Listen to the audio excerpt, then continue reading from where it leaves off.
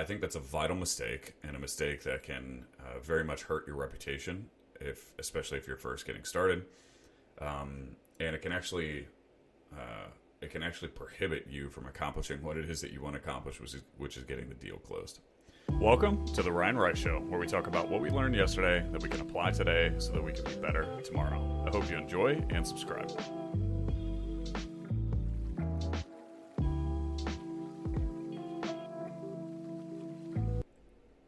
What's up, everyone? So today's episode, I want to talk about wholesaling.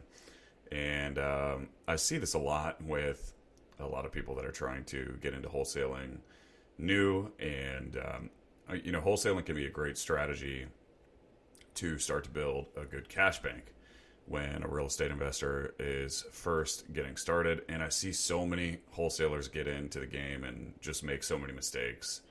And a lot of them, it doesn't end up working.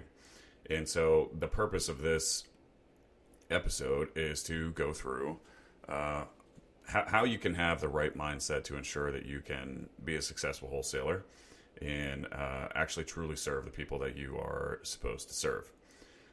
So who am I? My name is Ryan Rice. I run a real estate investing company where I buy flips, rentals, and I also wholesale. I'm about to enter I just entered my fourth year investing full time.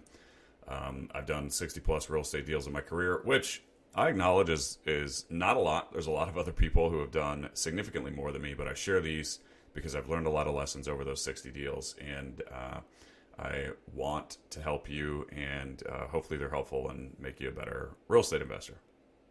So, getting into wholesaling. The mistake that I see a lot of wholesalers make is all they're thinking about is the fee that they're trying to make. And I think it's a very normal thing to happen because people that get into wholesaling, they see it as a quick cash grab. Again, it's an easy way to try and build a little bit of capital, say if you want to invest in your first flip or buy a rental. But unfortunately, I see a lot of wholesalers approach wholesaling, and therefore they approach both sellers and buyers, and all they're thinking about is the fee that they're trying to make.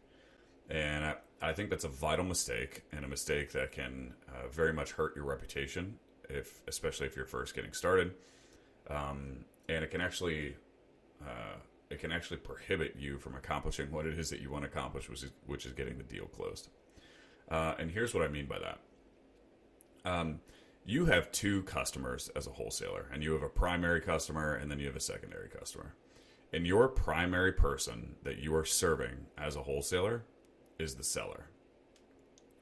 And honestly, that is the biggest hack of getting a wholesale deal closed, is being truly in service to your seller and not being in service to yourself, trying to, make your 10 to 15 grand or whatever it is that you're trying to make on a fee. And here's what I mean by that. If you're truly in service to your seller, then your number one priority when you get in touch with a seller who shares with you that they're interested in selling their home, your number one job is to figure out what problems they have and to figure out what it is that they need and understand their problems so well that based on what they tell you, you can either say, hey, yeah, you know what, my business has a solution to that, and here's the solution that I can offer you, and I think would be a good fit. Or based on what they tell you, you be transparent with them and you tell them that you cannot serve them because of what it is that they're expecting. But what you can do is serve them by pointing them in the right direction of, based on what you've shared with me that you want, here's what I can offer you. And then you can offer them some insight and maybe a direction that they can go that can help them accomplish what it is that they want. And here's kind of what I mean by that. I like to bucket the process of selling a home into three different buckets, right? There's the bucket of price. There's the bucket of convenience, which I would define as the level of effort that the seller is willing to go through in order to sell their house. And then there's the bucket of speed. how fast do they need it done. And typically, sellers that are a great fit for a wholesaler are sellers that are, for whatever reason, prioritizing convenience and speed over price. And if a seller is prioritizing convenience and speed over price, a lot of times that's because they have to, not because they want to, but in some cases they still want to. Then that is a really good fit, because as a wholesaler, you can go find a cash buyer that they don't have to do anything to their home, right? And so they literally have to do nothing in terms of the effort that they need to put in to sell their house. They have a conversation with you. They go through, they sign some paperwork, they respond to title here and there, but then they can sit back and they can sell their house, right? It is the most done for you service that's out there in the real estate industry for sellers. And if that's a priority for the seller, then you can obviously help them. And then if speed is a priority, if for some reason they want or they need to get the transaction done quickly, and they don't want the uncertainty of listing it with a realtor and not knowing how long it's going to be on the market, and then dealing with a buyer and potential financing or inspection contingencies, then again, that's another example where it could be a good fit. But if you're talking to a seller and they share with you that price is a priority, well, that's going to be very difficult for you.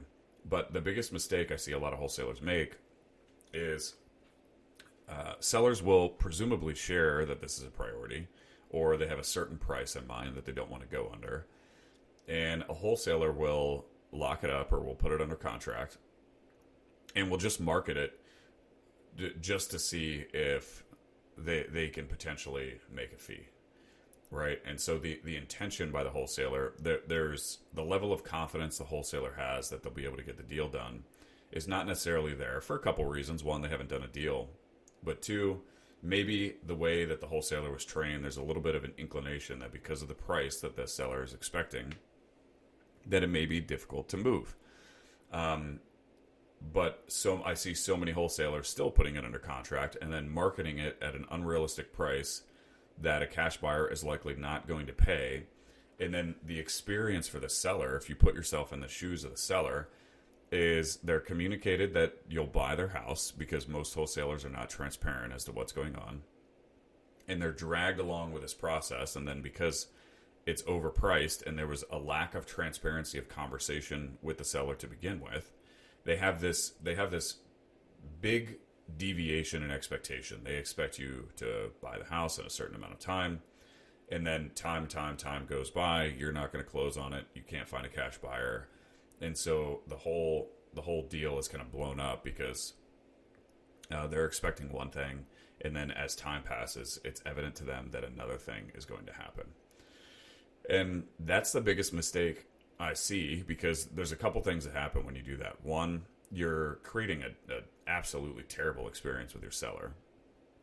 But two, the other customer that you're serving, which is your buyers, you are building a absolutely horrible reputation for yourself, because the market of cash buyers is seeing you market a property that is grossly overpriced or that is likely not going to sell, and it's going to ruin your reputation when future deals are going to be sent out, or cash buyers are just going to kind of write off when they see communication from you.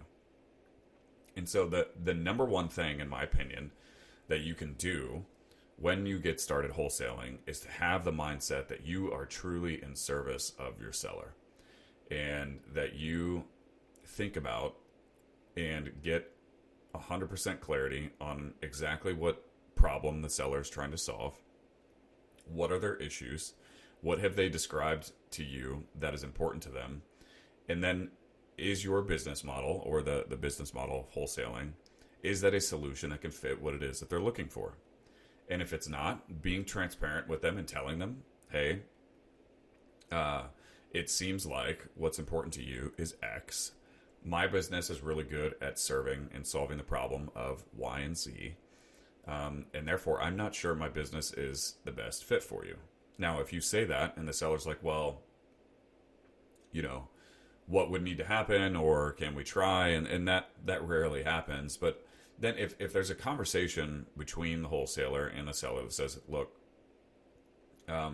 based on what you've shared with me, I don't know that I have the ability to help you because the price that you're looking for is compromising the integrity of the investment, and therefore it's going to be difficult for an investor to purchase at that number. What I can do, I have a program within my business that I'm happy to try to get you your price. And what I would do is, if you give me permission to market the property, then I could go find a partner and see if that partner is willing to pay your price.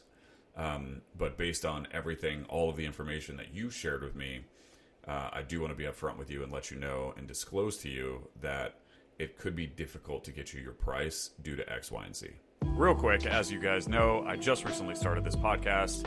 If you could give it a rating with a quick tap of the thumb, that would mean the world to me. And even more importantly, it could help spread the word to a broader audience, which in turn could help change a life.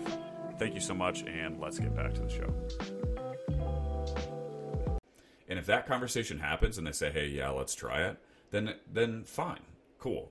And when you're marketing it to buyers, I think you can market it in a way that discloses that you know that it's a little bit high, but let's see if you can get a deal done, and then you get some good feedback. But the problem is most wholesalers do not have that transparent conversation, and because all that they're thinking about is their fee and they're not truly in service to the seller, they lock it up and then they string the seller along, and it just is a bad experience for everyone. So, that one mindset shift of truly being in service to the seller, I think, can change everything for a good wholesaler.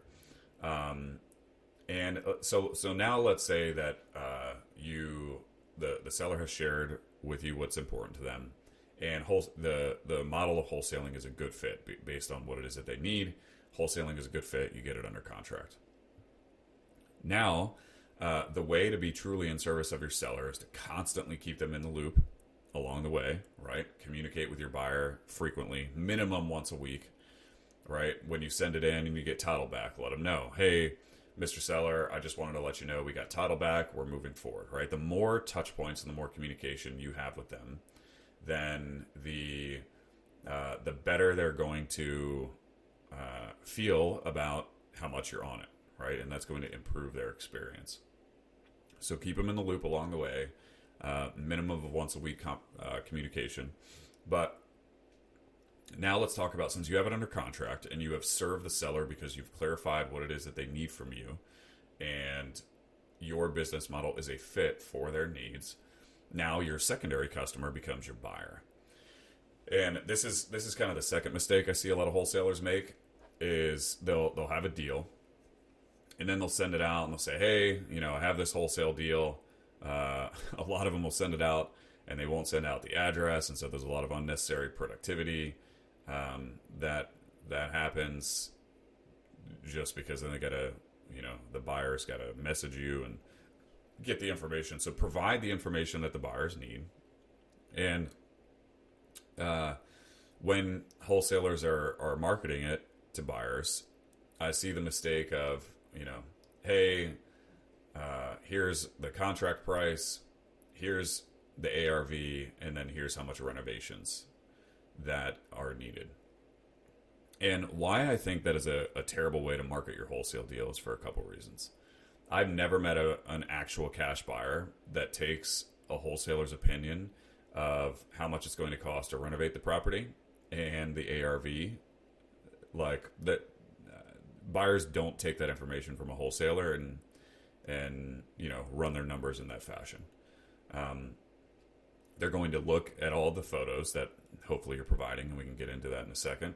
And then they're going to underwrite the property themselves, come up with an ARV themselves, come up with a scope of work and a renovation price themselves, and then they're going to see if they can pay the price that it is that you're asking. But I think listing an quote estimated renovation cost or even an estimated ARV, in my opinion, is only has the potential to backfire unless you, as a wholesaler, have flipped a bunch of properties and you feel very confident that those numbers are extremely realistic. The problem I see wholesalers make is they've never flipped property, or they maybe flipped a house or two, and they try and make these estimated renovation costs that are wildly inaccurate. And the wholesalers they have good intent behind it, right? They want to do it so that, quote, the buyers can run their math quickly. But the reason that's a mistake is because, the renovation number that they come up with, it's wildly inaccurate because they don't have the experience in actually coming up with a scope of work and what that scope of work is going to cost. So the better way, in my opinion, to do this is when you get something under contract, and this is how I've done it, and this is what served me well. And so I say the better way, look, do whatever you want, do whatever is useful or helpful. Here is how I have closed all my wholesale deals, and that has served me. And I've never had to back out of a wholesale deal because I couldn't find a buyer. That's just not something that's happened. And so take this with a grain of salt, take it for what it's worth. But I'll get a property under contract, and I will send someone out to take a bunch of photos. And these photos include, obviously exterior, interior photos, 4 vantage points of each room, up close of any deficiencies in the house or on the exterior of the house, and then all the mechanicals, right? So the electrical panel, the hot water tank, the air conditioner, the furnace, the roof, just everything that a buyer would want to know about a house. I include a picture of it. And then if it's not a small house where the layout is very clear in the photos, I'll have the person go out and just take a quick video so that the buyer can see the layout.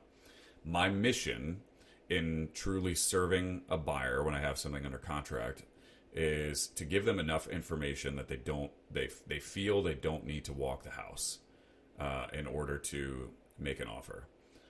Because a lot of times too, it can be difficult if you put something under contract with a seller to work out scheduling, and then a bunch of people want to go see it. It can just be difficult, and the more people that go to the seller's house, the worse of an experience it is for them. And so if you can do enough work on the front end so that when you present the property to a buyer, that the buyer feels that wow, all of the information that you've given me is great information, and now I don't need to go walk it, then that is good. And a lot of times what I'll do too is the person that's taking those photos will be a licensed home inspector, and I'll kind of train them on this beforehand, but they'll go out, they'll take all the photos, and then they'll put together a 1-page investor report that comments on the age of the roof, the age of the central air conditioning, the furnace. It'll comment on the windows, the hot water tank, comment on the foundation, the crawl space. We'll comment on all of the major aspects of the home that are important to the buyer. And so I have all of that captured in picture and video. And then when I send them the deal, I'll send them the address, and then I'll send them a bunch of information. I will save them from having to go look up all of this information, because as a buyer, they're going to have to go look it up anyway. But I'll send them, the address. I'll send them the year built. I'll send them how many beds and baths. I'll send them what type of foundation it is. I'll send them, because I'll ask these questions to the seller when I talk to the seller, how old the roof is, how old the air conditioning is, how old the furnace is, how old the hot water tank is, if the windows are single or dual pane, what type of foundation is it, are there any other major issues. And I will give the buyer so much information that the whole idea and the purpose, if I'm truly in service of a buyer, I'm going to give them all the information they need to make a decision. And the information they need to make a decision is all of that stuff. It's not your opinion of the renovation costs or your opinion of the ARV. Because, again, unless you've flipped a whole bunch of houses, or you're a licensed real estate agent that has a ton of experience and knows how to underwrite properties and has flipped properties before, then your opinion of the renovation costs and the ARV is not necessarily relevant. So I would urge you to consider not putting your renovation and ARV opinion, and just give the buyer all the information that they need, and take really good photos. Go through the effort of taking good photos. Have somebody, and if it can be a licensed home inspector, then even better. And even better if it is a reputable home inspector that's in that area, because then your buyers that are looking at it, they'll see the inspector's name and they'll be like, oh yeah, I know this person. He or she knows what they're doing and they're good. And that's how you get a deal done. And so I hope that's helpful. I think, again, if I'm to summarize everything, as a wholesaler, your number one job is to be in service of the seller. And the way that you're in service of the seller is you understand why they're there. You get all of the information about all of the problems that they're looking to solve. And then you have a product or a service that can solve their problems, and you articulate that well. And then you go and then be in service of your buyer by giving them all of the information that they need in order to buy it. And you price it correctly. You give them the ability to make the money that they need to make to take on the risk of flipping. And that's how you get a deal done. So be truthful, be transparent, operate in service to the seller, operate in service to your buyer, and you'll be good. You'll be able to close some deals, and you'll be able to make some money. Hope that's helpful, and until the next one, I will see you guys later. Peace.